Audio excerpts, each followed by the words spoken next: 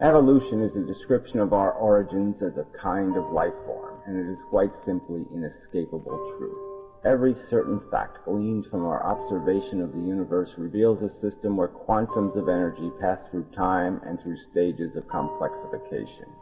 On Earth, some 4 billion years ago, a chain of that complexification achieved the rare attribute of self-regeneration or reproduction. We call such matter life and describe it as biology, yet it remains in substance just chemistry, which is in turn just more rudimentary universal physics. Matter is energy contained in a controlled relationship or arrangement, and living matter is just a demonstration of how complex that arrangement can become with the passage of enough time.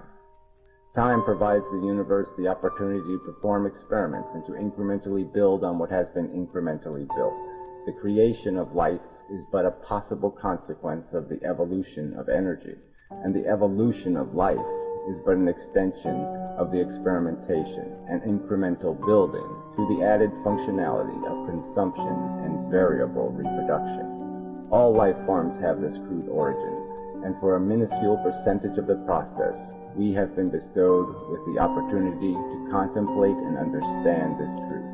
The open question is, will we seize any value out of that opportunity? I mean, let's look at what we are. Let's look at where we came from. Let's look what we were 10,000 years ago and what we were functioning to do. What are we based on? We're based on a device, a machine that was invented by nature billions of years ago that consumes and reproduces. That's what it does. It doesn't do anything else. It consumes and reproduces. It doesn't have any other mission. That's our Adam and our Eve. No mission besides that. Consume and reproduce. Period. And that blueprint is still inside of us. So intelligence, I think, looking at the whole thing, would say nature sucks. It's not that complicated. It's a simple ethic. There's all this deprivation and need created, and then it satisfies a little tiny portion of it. And in the process of satisfying that little portion of it, it consumes in harsh ways these other organisms. They are eaten alive. Their sensibilities brutalized. The horror is not only unimaginable on an individual scale, as a collective amount of horror that has taken place, there's no way to incorporate into our intellect. There's no way we can even put it on the scales. The mass is so huge. So certainly it sucks. It's a shitty design.